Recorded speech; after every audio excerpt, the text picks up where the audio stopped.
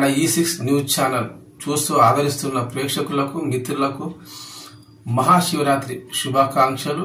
మీకు మీ కుటుంబ సభ్యులకు E6 న్యూస్ కి స్వాగతం. వార్తల్లోని ముఖ్య అంశాలు: మెదక్, నిజామాబాద్, ఆదిలాబాద్, కరీంనగర్ గ్రాడ్యుయేట్ ఎమ్మెల్సీ ఎన్నికల్లో బీఎస్పీ అభ్యర్థి ప్రసన్న హరికృష్ణ గెలుపు కోసం బీఆర్ఎస్ క్షేత్రస్థాయిలో కష్టపడుతున్నట్టు సమాచారం జరుగుతున్నది.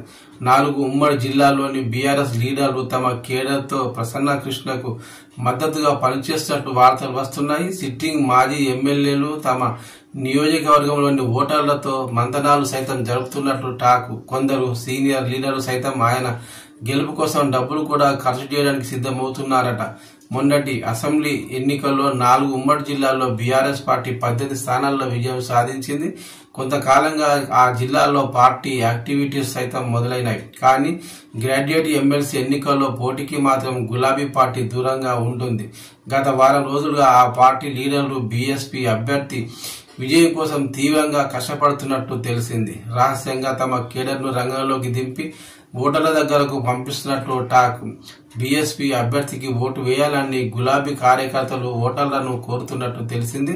కొందరు విద్యావంతులకు మాజీ మంత్రులు ఫోన్లు చేసి ప్రసన్న హరికృష్ణకు ఓటు వేయాలని రిక్వెస్ట్ చేస్తున్నట్టు సమాచారం. బీఎస్పీ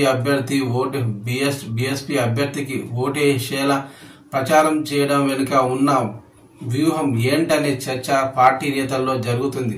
కాంగ్రెస్ పార్టీ అభ్యర్థిని ఓడించడమా, లేదంటే 2 జాతీయ పార్టీలను ఏకకాలంలో కట్టడి చేయాలని వ్యూహమా అని గులాబీ నేతల మధ్య డిస్కషన్ మొదలైంది.